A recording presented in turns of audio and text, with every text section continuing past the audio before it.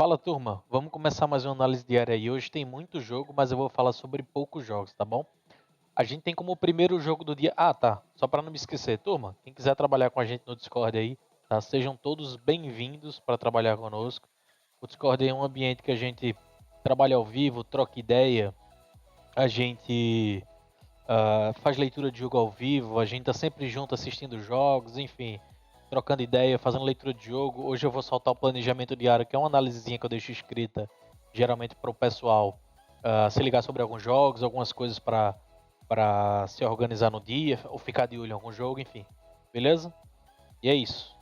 Além de que a minha mentoria de mais de 9 horas gravadas está disponível a todos os membros do Discord de graça, beleza?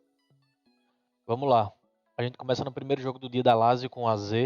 E aí é importante, Ciro Immobile não joga. O Immobile aí, o Ciro é pelo menos aí o melhor jogador da Lazio há muito tempo e o mais importante é o centroavante do time. A mesma falta que o Haaland faria no Manchester City, que o Benzema faria no Real Madrid, é a mesma que o Ciro faz, né? Vão deixar improvisado, talvez venha um Pedro, aquele Zakagini e o Felipe Anderson. O Zakagini improvisando falso 9, quem sabe o próprio Pedro jogando de 9, mas assim, não é a mesma coisa. É válido lembrar que o time do AZ é um time bem forte, é um time super ofensivo e é um time que sabe jogar no reativo. A questão é, eu estava até dando uma olhada na race fora de casa do AZ, não é ruim. Bom, levando em consideração, ele jogou, ele joga na Holanda, alguns foram até amistosos aí recentes, enfim. Mas não é um time que joga mal fora de casa. A Lazio é muito boa em casa, apesar de que a oscilar, é um time muito forte em casa. A Lazio vem propor jogo e acho que o principal ponto negativo da Lazio são os contra-ataques que ela toma. Isso aí eu acho que assim, é de suma importância frisar isso aí para ficar de olho. Porque acho que a Lazio tende a vencer esse jogo. Oitavas de final, jogo de ida, jogo em casa. Vai ser mais propositivo, vai ser um AZ mais recuado, mas o AZ vai escapar para os contra-ataques. E o time do AZ, ele vai escapar pelas pontas também. Vai ter um Pavlidis, vai ter, enfim, cara, o time do AZ é muito organizado. Assim, não é um jogo fácil para Lazio. Esse 1,70 é baixo? Cara, difícil dizer que é baixo, porque o time da Lazio é muito bom, então de elenco não seria baixo. Mas no futebol jogado, talvez sim, talvez fosse baixo. Você vai ter aquele Carlson, que é o ponto esquerdo, o Pavlidis, que é o 9, o Mihailovic, que é o meio campista que veio agora do Montreal, que foi vendido. Cara, tem uns caras muito bons. Tem uns caras muito bons, dá para fazer jogo bom. Acho que a Lazio vence, mas eu acho que mais que tudo isso, é um jogo para gols. Deixa eu até dar uma olhada aqui quanto é que tá as cotações. 2,5 aqui da Lazio. 2,10, ou seja, ali para os 15, 17 minutos de jogo, 20. Se não tiver saído um gol, vai ter cotação para trabalhar 1,5. Nossa, esse 2,5 sim tá 2,62. Jesus Cristo. Nossa senhora, é muito alto. Cara, eu acho que isso aqui é um jogo para um 2-1, 3-1 Lazio, mas acho que a Lazio vence. Acho que seria muito me surpreenderia se o AZ vencesse, principalmente por ser um jogo de ida. Ele pode até achar um gol, mas acho que naturalmente ele relaxa. Mas, cara, essa Lazio aqui a 1,70 tem que ficar de olho. Se der padrão, ok. Se não, é muita coisa lei e correção. Beleza? Mas eu acho que o cenário do jogo é esse. Ipswich e o Accrington. Cara, eu sempre acompanho a terceira, quinta e sexta divisão da Inglaterra. Sempre que lá tem boas oportunidades para trabalhar um punter. Você vai ter um Wrexham, Stockport, alguns times legais. E o Ipswich é o quinto melhor time em casa contra o Accrington, que isso aqui eu vi horroroso. Pô, o time tem 16 jogos e tem menos de um ponto por jogo, ou seja, é muito fraquinho. A estatística do time é muito ruim. E, cara, muito forte o Ipswich em casa. Olha a race fora de casa do Accrington. 1, 2, 3, 4, 5, 6, 7, 8 jogos sem vencer, porque isso aqui era a Copa.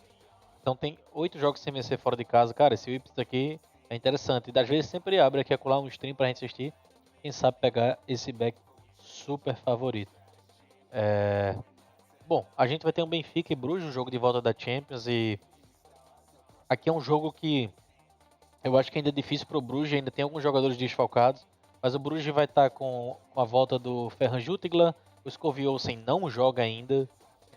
Quem foi que voltou foi o Van Aken, eu acho que, se eu não me engano, que tinha voltado. Tinha mas alguma cabeça se machucado que eu não tô lembrado agora o nome. Do time do Benfica, o Draxler, o Bar não vai jogar, enfim. Não é tão importante. Cara, o Benfica é 1,30 para um time que já tem 2-0 no agregado é fogo. Eu tenho muita dificuldade de aceitar essa cotação aqui. Esse 1,30 no agregado, pra não dizer outra coisa, é foda, cara. Eu sei da race do Benfica, sei o futebol que o Benfica tá jogando. O Bruxa tá numa fase horripilante. A gente puxar ele aqui na Liga Jupiler, perdendo pro Ostende 3-0. Tudo bem, é quarto colocado, mas olha a discrepância dos outros. Até o Genk ultrapassou todo mundo, passou o Royale que era líder um dia desse. Enfim, mas é de se atentar ao mínimo aí, pelo menos, ao Bruges, porque assim, cara, vamos considerar que o Benfica faça um jogo difícil, um jogo corrido e não acabe conseguindo fazer um gol e o jogo continue 0-0 e vai se levando por muito tempo e ele deu uma relaxada na musculatura porque tem um 2-0 no placar. Cara, um Bruges é 9. É muita coisa, né? O Bruges também não é tão morto. Você vai ter um Buchanan, você vai ter o Noaleng, você vai ter o Ferran Jutgla. Cara, tem alguns jogadores. Mas sim, o Benfica é muito mais time, é muito mais coisa. Eu só acho que esse 1,30 do Benfica não vai encaixar. Acho que vai dar alguns momentos para a gente conseguir trabalhar uma correção. O Bruges não vai ficar recuado. E sim, normal também, pode ser um jogo para gols. Né? Se a gente analisar direitinho aqui, também é possível ser um jogo para gols, mas até o 2,5 é muito esmagado. Muito esmagado, beleza? Chelsea e Dortmund, aqui eu vou dizer a vocês, acho que é uma das maiores contradições do dia assim que eu vou falar para vocês. Vou até pegar aqui no Twitter a estatística do Dortmund, no SofaScore. Se eu não me engano, o Dortmund tinha voltado do Copa do Mundo com 10 vitórias. Eu vou até dar uma olhada aqui. Com 10 vitórias em 10 jogos. Bom, a gente não precisa fugir muito não, é só contar rápido. A Copa, vamos lá. 1, 2, 3, 4, 5, 6, 7, 8, 9, 10. Isso. Considerando que no início do ano ganhou ainda 2 jogos aqui em sequência seguida. Caraca, 6-0 do básico. Foi a volta do Haller. Esse jogo aqui que ele fez um hat-trick no finalzinho, quer ver? Eu lembro desse jogo aqui. Ó, gol, gol, gol. Entrada aos 60 minutos. Enfim, o que eu vou dizer a vocês, e o Chelsea tá mal, mesmo com essa nova reorganização do time, ainda não encaixaram, ainda alguns jogadores estão faltando entrar em campo. É quem não vai jogar. Kanté tá fora, Madueke que não joga, vai fazer uma falta da porra. Mason Mount não joga, Thiago Silva não joga, Mendy não joga, Aubameyang já não ia jogar, o Badiashile que chegou não joga. Cara, o Mason Mount não joga, aí tudo leva a crer. Ah tá, detalhe, a DM não joga, tá? Isso aqui é uma falta do caramba pro Dortmund. É o cara que corre, é o cara que cria oportunidade, é o cara do contra-ataque. Isso aqui vai fazer uma falta danada. O ADM, para quem não sabe, ele veio para substituir o Haaland, né? E inclusive foi ele que fez aquele golaço absurdo. E o Moukoko também não vai jogar. São dois caras que vão fazer falta, mas se a gente considerar até o Chelsea está muito mais desfalcado, todo mundo sabe disso. Vamos pegar o Chelsea contra o Leeds aqui, a formação mais ou menos que veio. João Félix, Havertz, Sterling, Enzo Fernandes, Loftus-Cheek, Kovacic, Chilwell, Badiashile, Koulibaly, Fofana. Deve ser algo em torno disso aqui, só sem o Badiashile. Quer ver? Que a outra escalação era mais ou menos assim também. Agora, escutem o que eu vou falar. Talvez um Ziyech. O Thiago Silva tá fora. Defensivamente, o Chelsea vai estar mais fraco hoje porque ele vai estar perdendo vários jogadores, inclusive de defesa. Badiashile e o Thiago Silva, né? Que o Badiashile já estava no lugar do Thiago Silva em alguns jogos. Isso aqui pode ser bem importante, porque o Dortmund vai perder dois caras de ataque absurdo, mas da mesma forma que o Chelsea vai perder de defesa. Vou até dar uma olhada aqui no último jogo com o Leipzig, que o Dortmund jogou bem pra caralho. Foi o Haller, Brandt, Bellingham, Kahn, Royce, Kahn. Vai ser um time mais pesado de ataque, mas é um time muito forte. Cara, o Dortmund, a pressão que ele impôs no 1x0 e no 2x0 do Dortmund aqui, do Leipzig, desculpa, foi muito forte. Essa pressão de Bayern de Munique, cara. O Dortmund tá muito bem. Agora vamos lá. A gente olha 1,78 para um Chelsea contra o Dortmund com essa race, etc, aquela coisa toda, blá blá blá, essa race horrorosa. Cara, eu não consigo descartar esse Chelsea. E eu vou dizer a vocês, eu não me surpreenderia se ele se classificasse aos 90 minutos. De verdade. Assim, o Chelsea tá com todos os defeitos do mundo. Mas a gente viu ele jogando contra o Dortmund. Cara, eles podiam ter empatado aquele jogo. Se tivesse um pouco mais de sorte, quem sabe teria até virado em alguns momentos.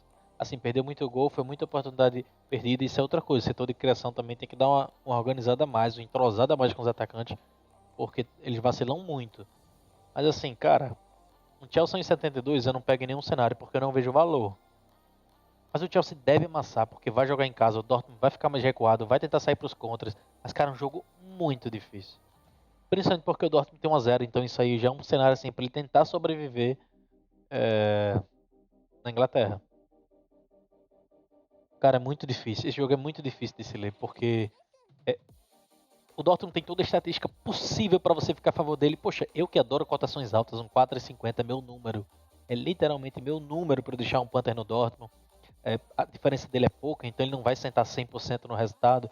Tem alguns desfalques, mas o Chelsea tem muito mais. Pô, todo o cenário perfeito pós-Copa do Dortmund gigante, voando, amassando, etc. Mas, cara, eu não consigo.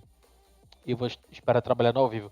O que eu tenho certeza que tende a vir, apesar do Chelsea ser under, eu acho que esse jogo de volta com esse cenário, dependendo do tempo que sair um gol, por exemplo, até os 20, 25 minutos de jogo, que eu acho que vai ter saído no Chelsea Dortmund, um gol. O mercado de gols é o cenário perfeito. Esse 2,5 está algo em torno de 1,80. E aqui é onde eu pretendo trabalhar e quem sabe pegar até um 3,5, dependendo da postura do Dortmund também, do próprio Chelsea. Beleza? Mas é muito difícil. É aquele jogo que tem tudo para a gente ficar a favor do Dortmund.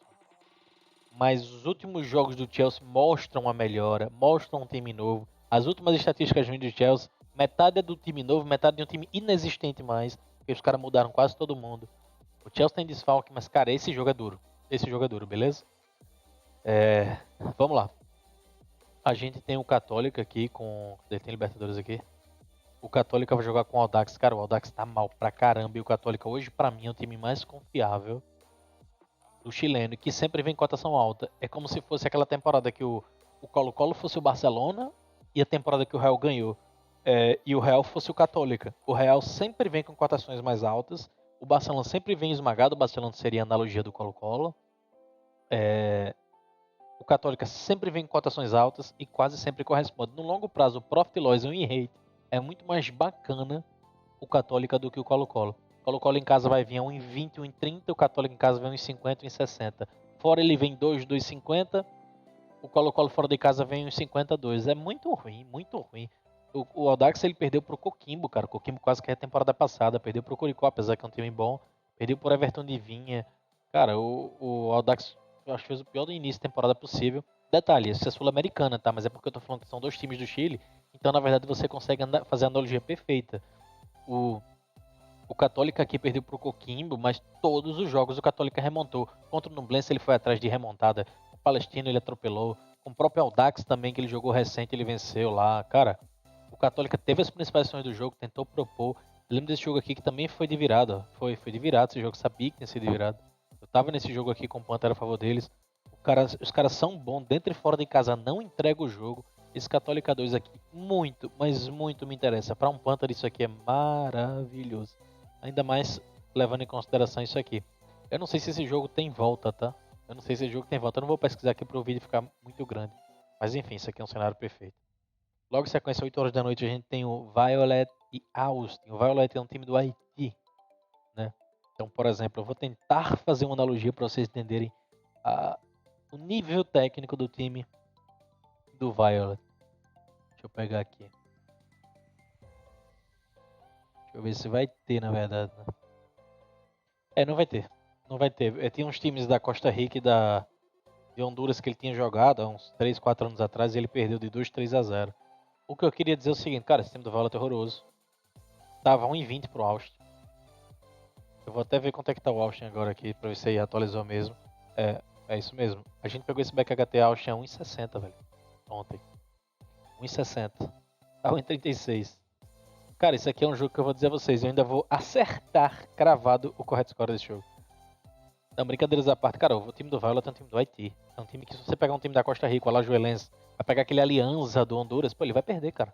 Ele acho que é o mais azarão dessa oitava de Champions aqui. Eu vou até dar uma olhada aqui no grupo.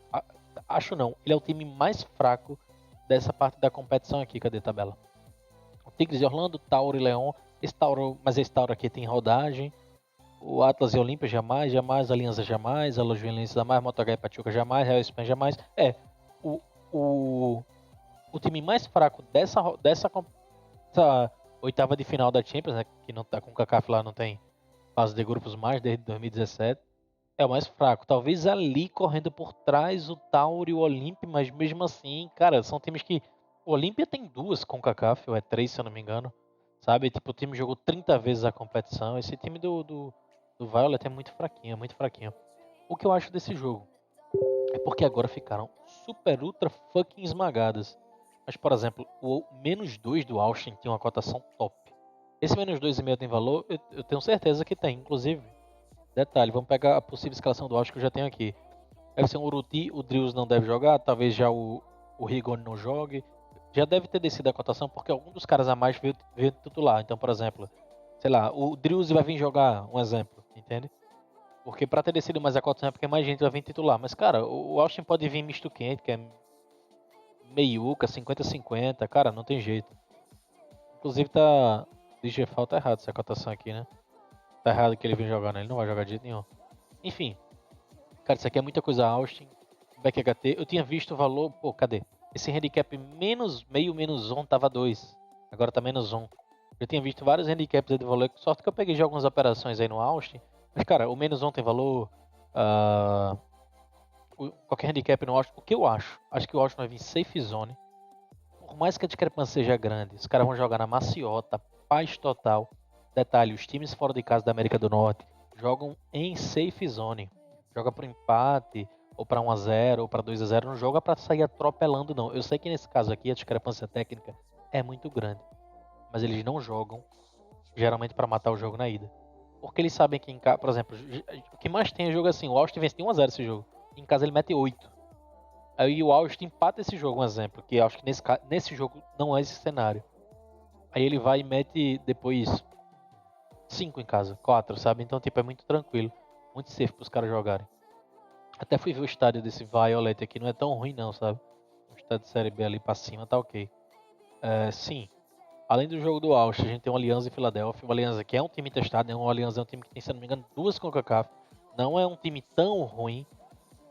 Pô, é óbvio que o time do Alianza é 1 milhão de vezes mais fraco que o do Austin. É óbvio que o time do Alianza, assim, dois jogadores. O time inteiro do Alianza vão ser dois jogadores do Philadelphia. O time do Alianza é um time de El Salvador, não tem comparação nisso aí. Inclusive, essa temporada é líder, 9 jogos, já tem quase 20 pontos. Ele é o Bayern de Munique de lá, é muito forte. Só que é um time que não aguenta, não aguenta. A questão é, o Philadelphia também deve vir mistão. Até eles jogaram aqui com a La Juju e perderam de Indivíduo, né, que a gente chama. Cara, o que eu acho, esse Philadelphia 2 tem valor. O time vai vir misto. Não esperem o Philadelphia titular. Não esperem o Philadelphia titular. Os times fora de casa da CONCACAF geralmente vencem de pouco fora, mesmo que o time seja muito ruim, porque eles vêm jogar em safe zone, relaxado.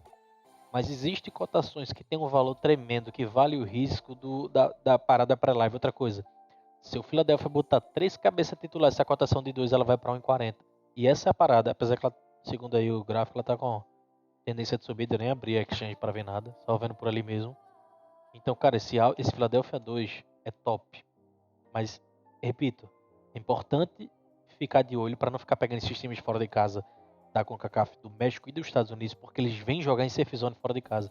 Puxa as últimas edições, vários times fora de casa, assim, amassaram, perderam gols inacreditáveis. É verdade. As principais ações eram dele, os caras poderiam ter feito 15-0.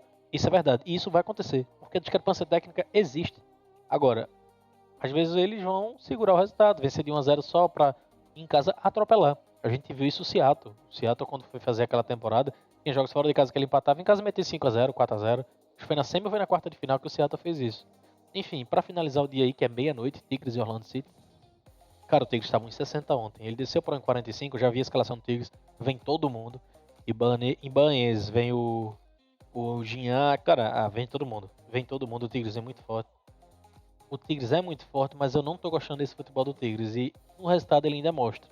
Mas eu não estou gostando do futebol do Tigres. No sentido de. É um time que, talvez por jogar fora de casa, às vezes ele não seja o Tigres em casa. Mas às vezes eu vi alguns jogos da temporada do Tigres em casa que ele não estava sendo propositivo. O Tigres é aquele time que ele é massa do início ao fim. E ele não estava sendo propositivo. Eu acho que no caso do Orlando é diferente. E aí vamos lá. Quem vê minhas análises sabe do que eu falo do Orlando. O Orlando é um time que Por exemplo, deveria ter perdido pro Cincinnati, deveria ter perdido pro Red Bull. Em casa. Fora de casa, eu não tenho dúvidas que o Tigres vai ganhar esse jogo, sabe? Mas assim, a cotação é muito baixa. 1,60 pro Tigres já tava no limite dela, sabe? Agora 1,45, essa cotação justa pro Tigres era 1,70. Estava muito bem justo, tinha um valor absurdo e muito provavelmente eu estaria lá. 1,60 já era o margem mínimo para eu estar a favor.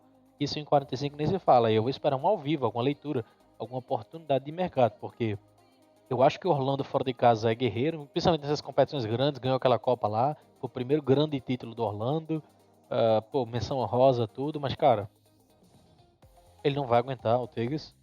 É um time muito forte. O Orlando nem deveria ter ganho os últimos 2 jogos, mas também é um time que também tem resiliência. Então, não pode deixar uma cotação tão baixa. Mas enfim, dito tudo isso, o Tigres vai vencer. Beleza, turma? E o jogo é meia-noite. Tentei fazer a análise mais curta possível, falei detalhadamente de cada jogo. E é isso. Qualquer alavancagem que eu fizer, eu mando pra vocês no Telegram pra o vídeo não ficar muito grande. Tamo junto.